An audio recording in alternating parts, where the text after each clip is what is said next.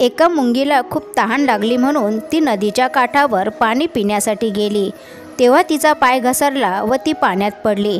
नदीच्या बाजूला झाडावर बसलेल्या कबुतराने पाहिले।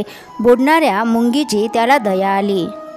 पटकन त्याने एक झाडाचे सुकलेले पान त्या मुंगीजवळ फेकले। मुंगी पानावर चढली आणि सुरक्षितपणे ती काठावर पोहोचली।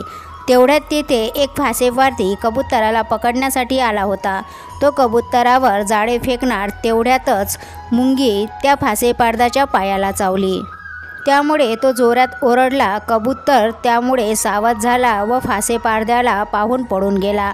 अशा प्रकारे कबुतराच्या सत्कर्माचे फळ त्याला लगेच मिळाले व त्याचे प्राण वाचले। ही छोटीशी कथा आहे, पण या कथेच्या माध्यमातून आपल्याला एकच गोष्ट शिकायला मिळते की संकटकाळी मदत करणारे हेच खरे मित्र असतात। श्री स्वामी समर्थ, जय जय स्वामी समर्थ। असेच मोटिवेशन व्हिडिओ ऐकण्यासाठी आपल्या चॅनलला सबस्क्राईब, लाईक आणि शेअर करा। भेटूया नवीन कथेसोबत। स्वामी तुमच्या सर्वांच्या सर्व चांगल्या इच्छा पूर्ण करो हीच प्रार्थना।